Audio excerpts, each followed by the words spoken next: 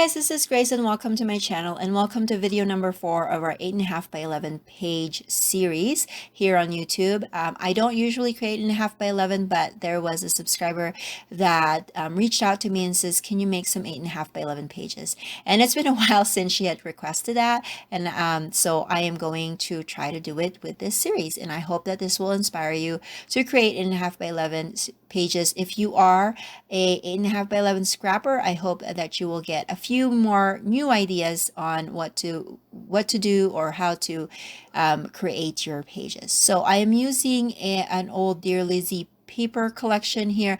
I pulled out way more papers than I needed, but I just like to have variety, and yeah, so I'm going to start off with this particular paper.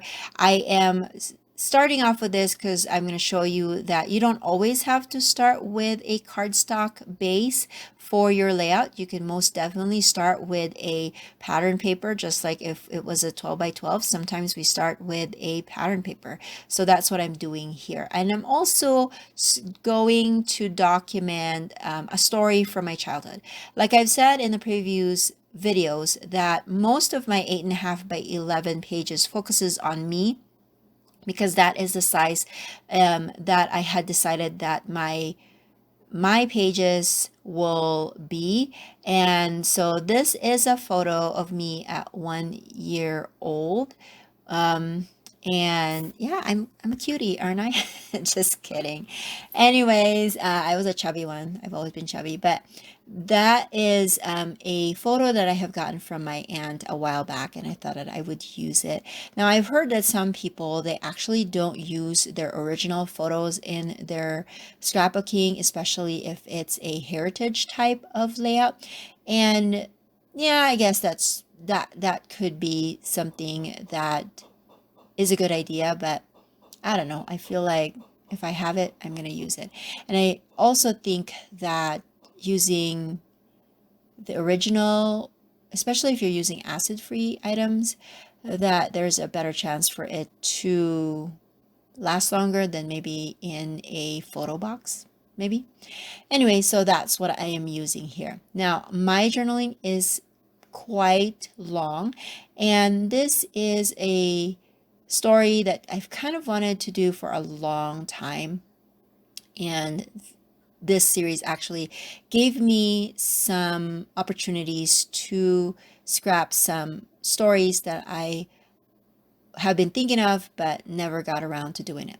So the story is that so when I was born, my mom would always tell me that it was not very hard for her to push me out of into the world.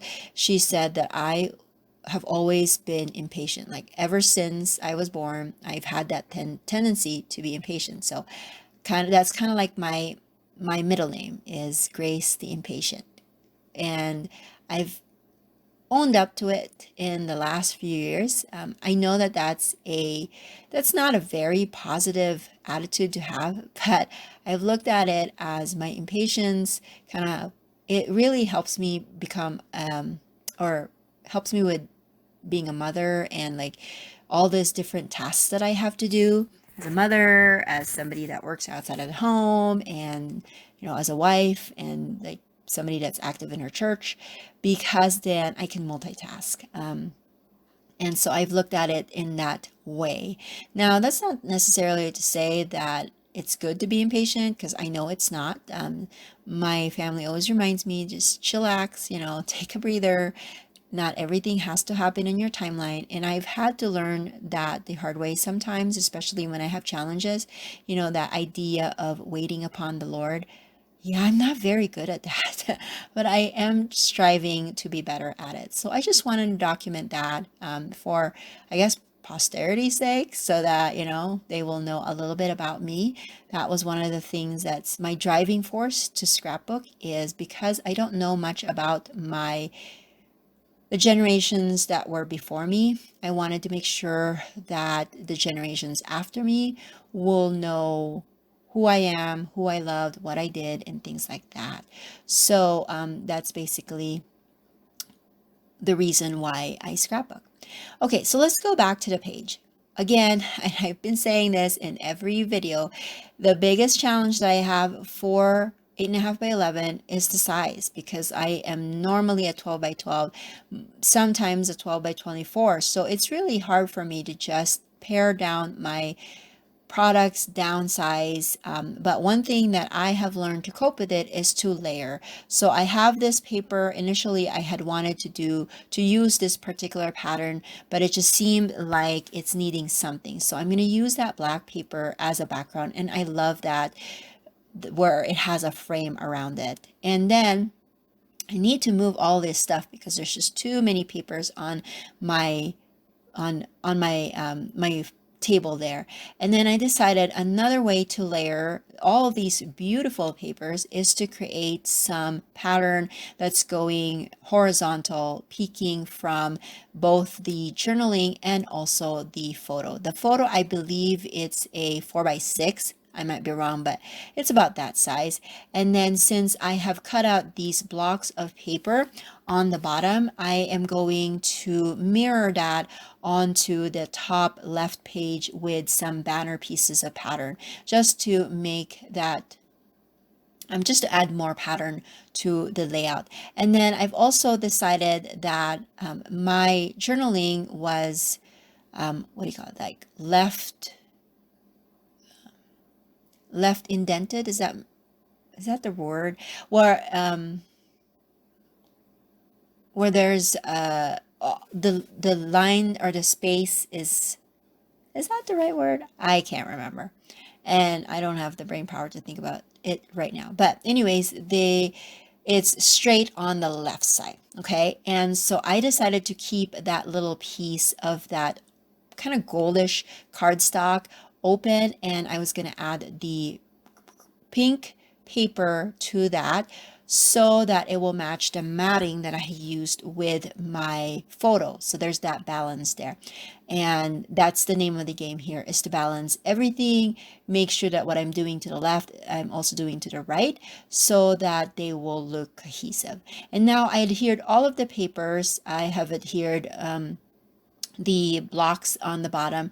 I did ink up the edges of that just to make it stand out, both the banners on the top and also the papers on the little blocks of paper on the left.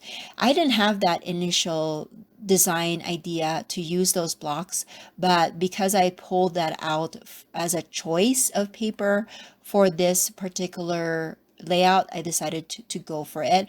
And I think an 8.5 by 11 paper actually lends itself really well with labels, with small stickers, even the project life cards, because they're smaller in size. So you can add more of them in the 8.5 by 11 page. So you can see I just needed to refill my ATG gun. So happy that I have refills now. And then decided that to decorate, to add some embellishments to this page, I am going to pull out my Martha Stewart butterfly punch. I have two. One that, as you can see, this bigger one that has like the details on there, and then one that's just have the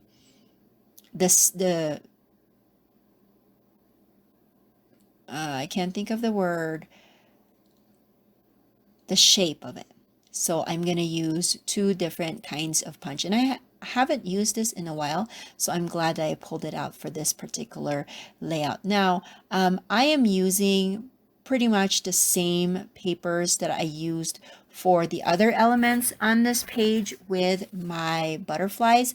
I feel like that's a good way to incorporate design, but not to introduce any more newer colors, if that makes any sense. Another good thing about what the products that I've used is they're all from the same collection, so I know that the colors will all match together. Like the pinks will work really well, because sometimes that's an issue for me, is that when I'm pulling papers from different collections, especially from different manufacturers, the tone of pink is slightly different with each other, and so that becomes, or that makes it really hard. And so my title will be Impatient. Well, first I said Impatient is my middle name, but I'm I changed that because that doesn't make sense, impatient. So I am actually going to change it to impatience, is my middle name, but I wouldn't realize that until a little bit later. But at least I realized it before everything has been stuck there permanently. So that is one saving grace for this layout. I didn't have to pry any letter stickers or any elements because I didn't realize my mistake early on.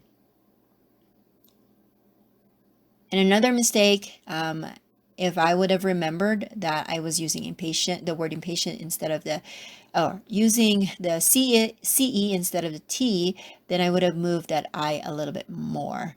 And then I'm using these very old mini alphabet stickers from My Little Shoebox, and I've had them for a long time. And I thought that that blue matched the blue on my shirt, and so that would be good. And I don't know if you noticed, but the red, I picked that particularly for that like lip, the red lip on my shirt as well. And it looks like it's kind of glittery, so I used the glitter red to match that. So basically that is my layout for today.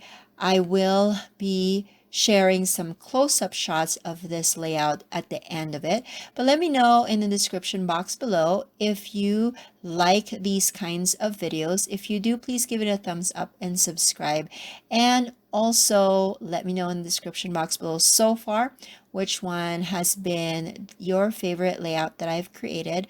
I have my favorite, and I believe, which one? I think it's this one. I'm trying to think of what the last one would be. Oh, I like that one too. So stay tuned for layout number 5.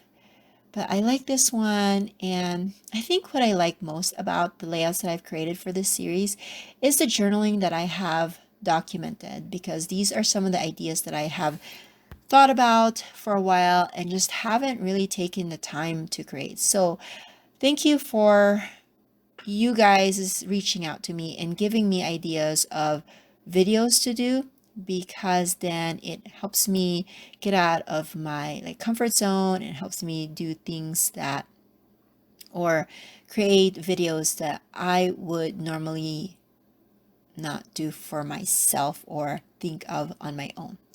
This is where I changed it, and it was just a quick, easy fix. I do have that enamel sticker sheet there on the top of the video. That is from Bella Boulevard, and I will be using some of that. And then that will be it. I did add some rhinestones to the butterflies because it wouldn't be finished if it didn't have that. And that is it. Thank you so much for watching, and I will catch you guys in another video. Bye!